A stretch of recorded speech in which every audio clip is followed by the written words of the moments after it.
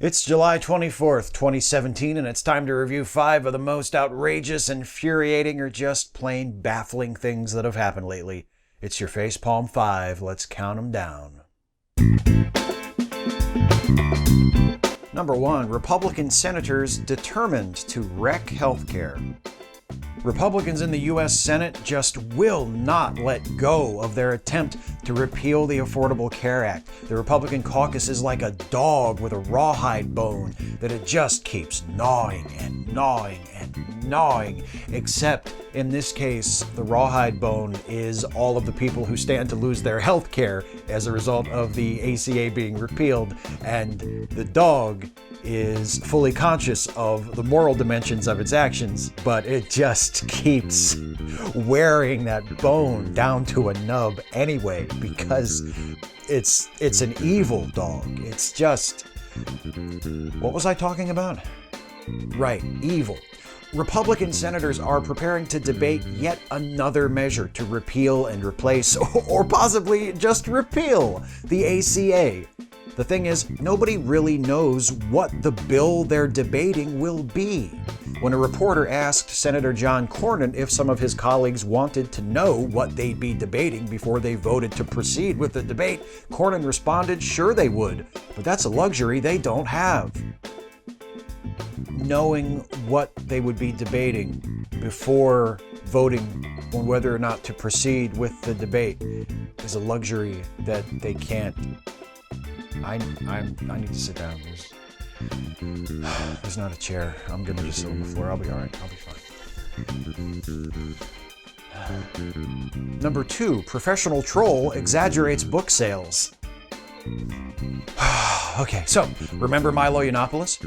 No, you're not alone.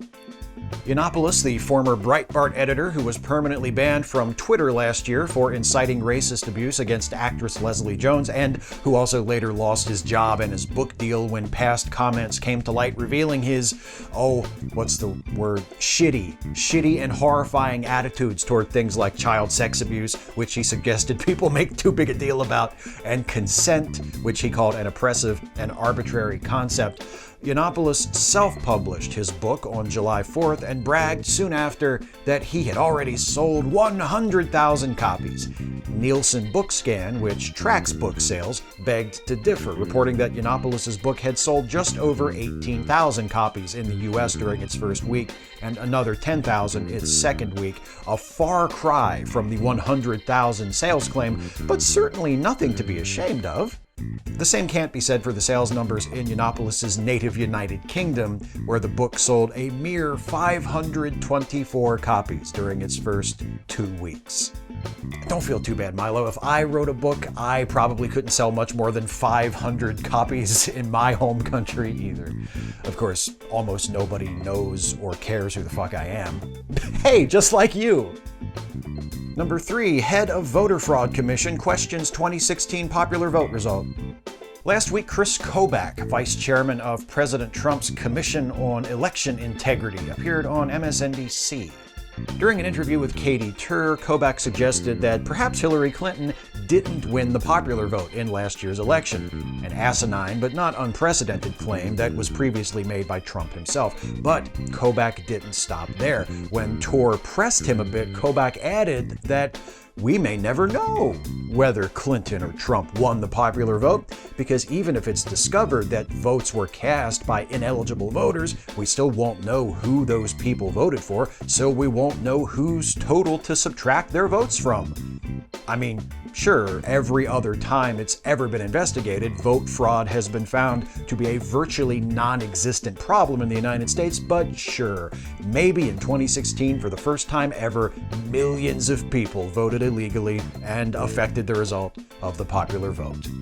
I guess we'll never know until we allow this commission to conclude its independent investigation.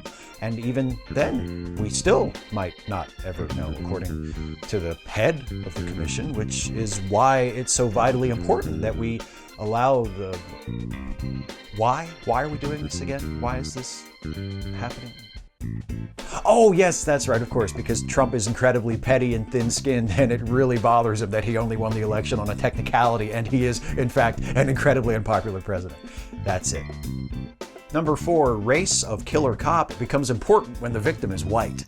On July 15th, a woman named Justine Damond was shot and killed in Minneapolis, Minnesota by a police officer named Mohammed Noor. Justine Damond was from Australia and was white. Mohammed Noor is from Somalia and is black. Fox News, which typically downplays the racial angle when a black person is killed by a white police officer, was suddenly fascinated with the fact that Noor was a black Somali immigrant. Tucker Carlson claimed that the rest of the media was trying to hide Noor's race by not reporting on it, a claim easily disproven by consulting any number of sources, including the Washington Post, which printed an entire story examining the potential effect of Noor's killing of Damon on the Somali immigrant community in Minneapolis. This double standard when it comes to race and police brutality, irrelevant if the cop is white and the victim is black or brown, but extremely relevant if the cop is a person of color and the victim is white, is nothing new, but rarely is it so brazenly displayed. You can always count on right-wing media outlets like Fox News to take cases of police brutality seriously, so long as they can avoid anything remotely resembling criticism of the police and vilify a marginalized community instead. And now it's time for the segment devoted to some of the other things Donald Trump has done to disgrace the presidency and embarrass and/or endanger the United States and the rest of the world lately. It's number 5, the further misadventures of Lord Dampnut. Please keep in mind, as always, the following is not a complete list. During an interview with the New York Times, he criticized his own Attorney General, Jeff Sessions, for recusing himself from investigations into the Trump campaign's Russian connections. We know how much Trump loves conflicts of interest. I guess he wants everyone in his cabinet to love them too. In that same Times interview, he bragged that his enemies called his recent speech in Poland the greatest presidential speech ever made on foreign soil. Nothing like that happened. Some of his so-called enemies either regarded the Poland speech as better than average for Trump, and some actually found it to have disturbing racist and nationalist undertones. He again claimed to have signed more bills by this point in his presidency than anyone else, which is false. And late last week, it was reported that Trump was asking his advisors about the limitations of the presidential power to pardon. For example, could he pardon, say, his own family? His aides? Himself? An advisor to Trump told the Washington Post that these questions aren't related to the Russia investigation. Trump is just curious about his own pardoning authority. That's all. Of course, the most nakedly self-interested, least inquisitive person on the planet is just curious about the extent of his authority. All hail Lord Dampnut. That's 5. Speak out, act out, resist, and look after each other. Hey folks, hope you found this one worthwhile. If you did, please like, share, and subscribe. And also please consider helping me to make more videos like this one by supporting this channel through Patreon.